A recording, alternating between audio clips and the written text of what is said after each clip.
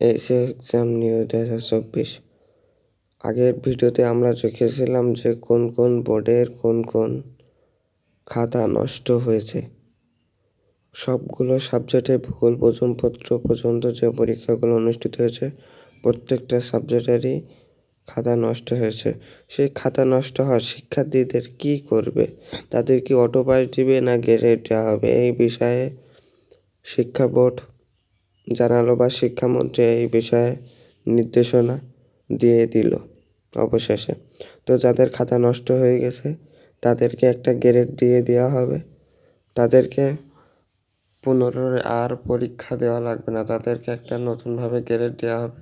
যেহেতু এখানে পরীক্ষার্থীদের কোনো হাত নেই, যেহেতু এই পরীক্ষার্থীদের জন্য শিক্ষা বোর্ডে দায়ী হতো বা কোটা আন্দোলনের কারণে এই খাতাগুলো নষ্ট হয়েছিল। তো আপনাদের দুশ্চিন্তার কোনো কারণ নেই, খাতা নষ্ট হওয়া শিক্ষার্থীদের ওটা গ্রেড পয়েন্ট দিয়ে দেবে, কিন্তু গ্রেড পয়েন্ট কী দিবে সেটা এখনও জানায়নি শিক্ষা বোর্ড। তো হয়তো বা জানাবেও না এই বিষয়ে, কারণ যেটা দেওয়ার সেটা সবারে দিবে। হয়তো বা নিউজে বলতে পারে যে এতটা গ্রেড দিয়ে দিতে পারে এরাম, কিন্তু না বলবে না এসব বিষয়ে। তো যাদের পরীক্ষা দিতে একটা গ্রেডটা দিয়ে দিবে।